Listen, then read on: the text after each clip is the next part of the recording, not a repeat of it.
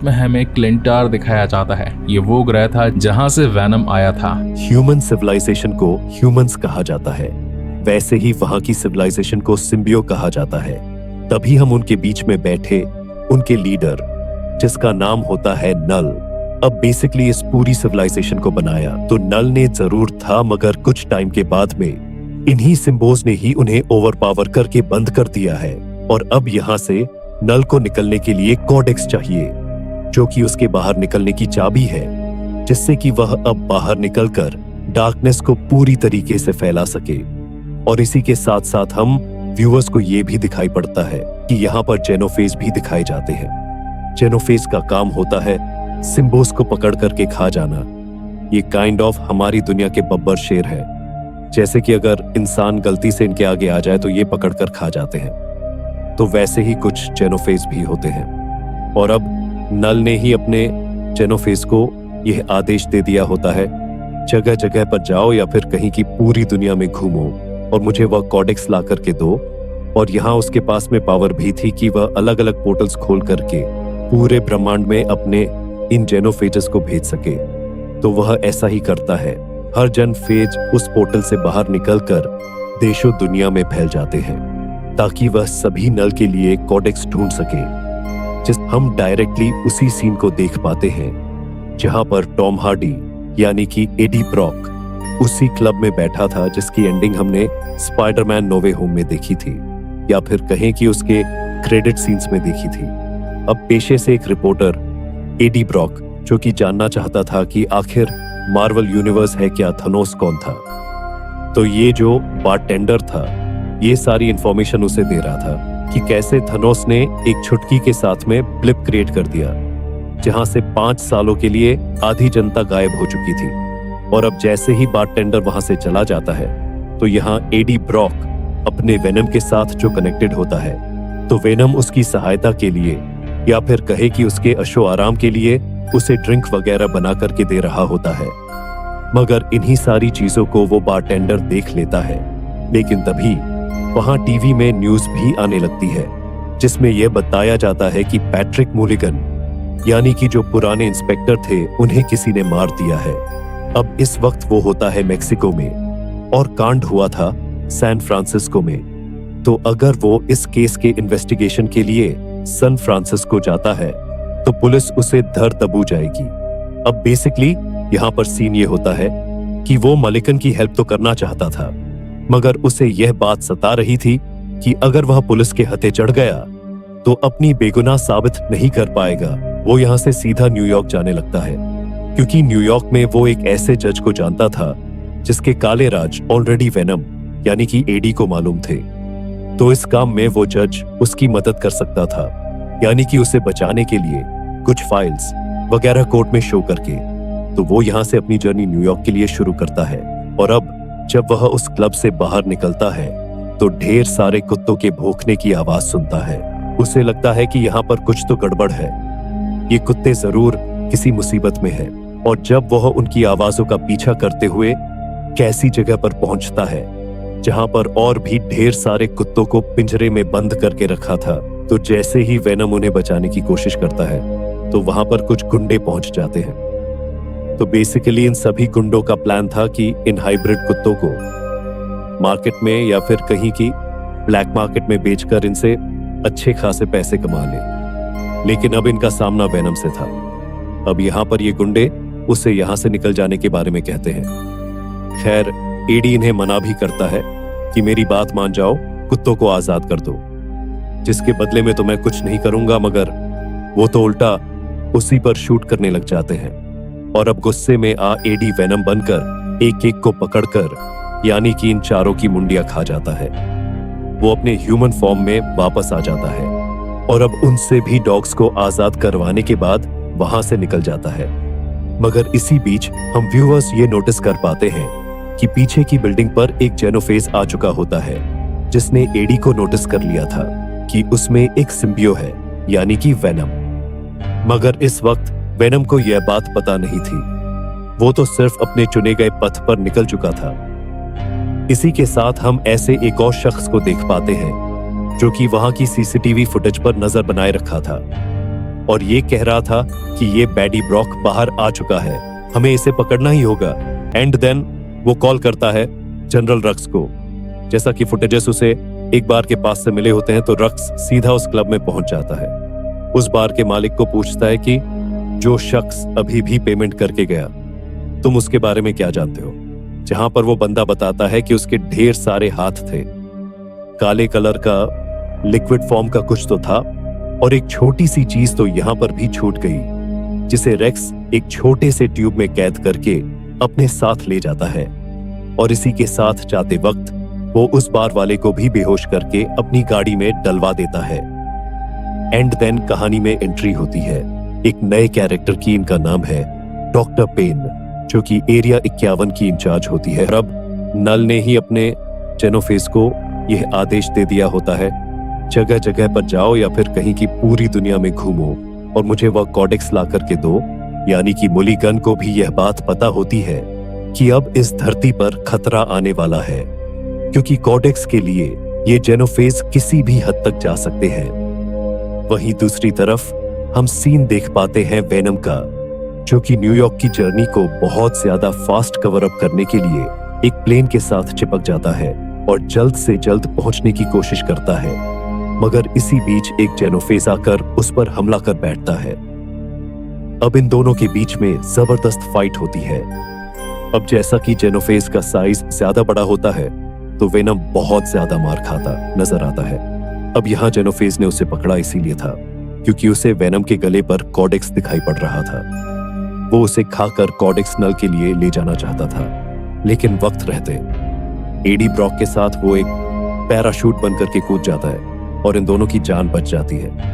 और अब नीचे आने के बाद में एडी उससे पूछता है कि भाई आखिर ये क्रीचर कौन था, हमें क्यों मारना चाहता था, इतना बड़ा भयानक जीव। अब यहाँ पर सबसे पहले तो वही पुराना ब्रीफ देता है जो कि मैंने भी आपको दिया था कि नल नहीं क्लिंटार के अंदर दो अलग अलग स्पीशीज को क्रिएट किया था, यानी कि सिम्बियो और जेनोफेज। अब बेसिकली सिम्बोस जो भी थे, इन सभी ने आगे चल करके नल के अगेंस्ट होकर उसे लिटार पर ही कैद कर दिया, क्योंकि उसके अंदर ढेर सारी डार्क ब्लैक पावर्स थी। और अब जैसा कि एडी को यह बात तो समझ में आ चुकी थी कि उसके साथ में कनेक्शन के आने पर ही उसके सिम्बियो में जो कॉडेक्स चमकता है, जेनोफेज उसके पीछे आ सकता है। तो वो कहता है कि ये घोड़ा कैसा रहेगा। एंड देन यहाँ पर वेनम यानी कि सिम्बियो जो है वो एक हॉर्स में जाकर के हॉर्स मर्फ बन जाता है, जिसके बाद में ये तगड़ा घोड़ा फटाफट से एडी को लेकर जाने लगता है न्यूयॉर्क। लेकिन इसी जर्नी के बीच में यहाँ पर रक्स और उसके सोल्जर्स उस पर हमला कर बैठते हैं। अब इसी हमले के बीच में वो गिर पड़ता है पानी में, जहां पर वो अपने कुछ और रूप भी चेंज करता है। एक बार मछली में आकर, एक बार मेंढक में आकर, और फिर वापस से एडी के ह्यूमन फॉर्म में ही रहता है ताकि जेनोफेज उसका पीछा ना कर सके। अब काफी दूर निकल जाने के बाद में ये लोग एक फैमिली के पास पहुंचते हैं। यहाँ पर उसे मार्टिन नाम का एक शख्स मिलता है जो कि बताता है कि मैं अपनी फैमिली के साथ में एरिया 51 जा रहा हूँ। एरिया 51 एक ऐसी जगह पर है जहां पर यूएस मिलिट्री एलियंस के ऊपर रिसर्च करती है और मैं एलियंस को देखना चाहता हूं। तो एडी कहता है कि ठीक है, मुझे न्यूयॉर्क तक छोड़ देना। तो वो भी अब उसे गाड़ी में बिठा करके वहां तक ले जाने के लिए मान जाता है। अगले सीन में हम देख पाते हैं कि शहर में पहुंचने के बाद उसके कपड़े बहुत ही ज्यादा बेकार लग रहे थे। तो वहीं पर मौजूद एक शख्स के ब्लैक सूट, टक्सीडो सूट को हासिल कर लेता है और जब वहां से गुजर ही रहा होता है तो पुलिस भी वहीं पर होती है। तो उनसे बचने के लिए अब पहुंच जाता है एक कसीनो के अंदर, जहां पर वेनम भी उसके साथ में गेम्स खेलने लगता है। तो यहाँ पर वो अच्छा खासा खेल खेलता है, लेकिन तभी मैडम चैन उसे दिखाई पड़ती है। अब मैडम चैन को हमने पार्ट 1 एंड पार्ट 2 में देखा था। तो यहाँ पर जैसे ही वो आईडी को देखती है, बहुत ज्यादा खुश हो जाती है। एंड देन वो उसे अपने घर ले जाती है। घर ले जाने के बाद में वो उससे डांस करने की इच्छा जाहिर करती है। खैर, एडी ऐसा करना नहीं चाहता था, मगर डांस के लिए तो भाई साहब अपना वेनम हमेशा से ही तैयार था। इसलिए जैसे ही वो अपने सिम्बियोसिस वाले फॉर्म में आता है, तो यहाँ पर जेनोफेज पहुंच जाती है। उसकी एजेस्ट हैंड्स के बारे में पता लगाते हुए यहाँ पर अच्छा खासा फाइट सीक्वेंस आता है, लेकिन वो अपने ह्यूमन फॉर्म में आकर भागने की कोशिश करता है, लेकिन इसके ह्यूमन फॉर्म को भी यहाँ पर रेक्स के सोल्जर पकड़ करके ले जाते हैं, वो भी सीधा एरिया 51 में। अब जहां एक तरफ वेनम को एरिया 51 ले जाया जा रहा होता है, वहीं दूसरी तरफ मार्टिन भी एरिया 51 में पहुंच चुका होता है एलियन को देखने के लिए। अब यहाँ पर वेनम का जो कलर था वो ब्लैक था।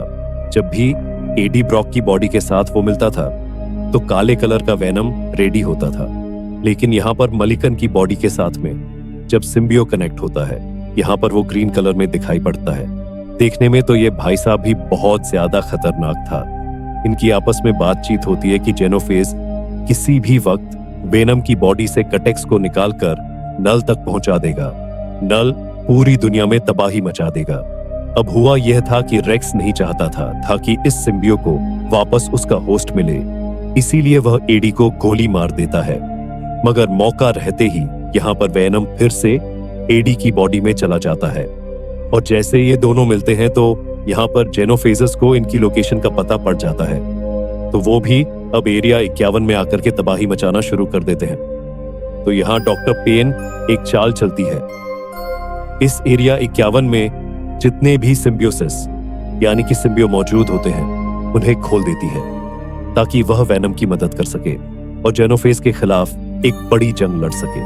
मगर वो इतना ज्यादा पावरफुल था कि छोटे मोटे सिम्बियो को तो पकड़कर यूं ही खा जाता था। खैर वेनम कैसे तैसे करके उससे अपना पीछा छुड़वा आता है, एक दूर जगह पर पहुंचता है, लेकिन जैसे ही उसे मालूम चलता है कि मार्टिन और उसकी फैमिली भी एरिया 61 में एलियन को देखने के लिए आई थी, तो अब कहीं वो लोग मारे ना जाए, इसलिए वो अगेन वेनम बनता है और इनकी मदद करने के लिए आता है। लेकिन जेनोफेज फिर से उस पर हमला कर बैठती है। अब यहाँ पर इन दोनों की अगेन बहुत जबरदस्त फाइट होती है। लड़ाई अच्छी खासी चल ही रही होती है और जो जेनोफेज था वो बहुत ही ज्यादा भारी पड़ रहा था। यहाँ पर वेनम उसे कहता है कि इन्हें खत्म करने का अभी आखिरी मौका है।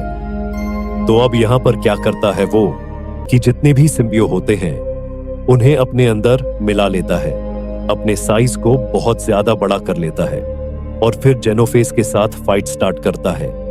हालांकि इस वक्त तक जेनोफेज ने चिल्ला करके नल तक ये सिग्नल पहुंचा दिया था कि कॉडेक्स यहीं पे मौजूद है और मुझे हेल्प चाहिए। तो उस गेट टार वाले पोर्टल में से बहुत सारे जेनोफेजेस यहाँ पे आ जाते हैं। हमला बहुत तगड़ा होता है, बहुत जबरदस्त फाइट होती है। लेकिन अब क्योंकि सारे सिम्बियो इनफैक्ट वेनम जिसके पास कॉडेक्स की ताकत है वो बहुत बड़े साइज का होकर के इन सभी को अपने अंदर फंसा लेता है और एक बहुत ही तगड़े वाले एसिड के ट्रक के पास पहुंचकर नल फोड़ देता है, जिससे उनके ऊपर बहुत सारे एसिड की रेन होना शुरू हो जाती है, जिसकी वजह से सारे के सारे ये मारे जा रहे होते हैं। इसी बीच डॉक्टर पेन के पास में एक कंटेनर और था जिसके अंदर स्कन नाम का एक सिम्बियो था, जो कि डॉक्टर पेन की बॉडी के साथ में कनेक्ट हो जाता है, जो कि बाकी लोगों और अपनी असिस्टेंट को बचाकर वहां से निकाल लेती है। खैर इस बड़ी जंग में वो सारे जेनोफेजेस तो तबाह हो जाते हैं, मगर वेनम के चले जाने की वजह से एडी की बॉडी पूरी तरीके से टूट फूट चुकी थी। अब उसका इलाज चलता है, जहां पर हॉस्पिटल में उससे मिलने के लिए एक कमिश्नर भी आता है और बताता है कि तुम्हारी मदद से जो इतना बड़ा खतरा दुनिया पर आने वाला था वह बच गया, यानी कि जो जेनोफेजेस थे उन्होंने हमारी दुनिया को खत्म नहीं किया। तो मैं तुम्हारे ऊपर से जितने भी चार्जेस जो लगे हुए थे वो हटाता हूं और आज से तुम एक आम नागरिक की तरह अपनी जिंदगी जी सकते हो।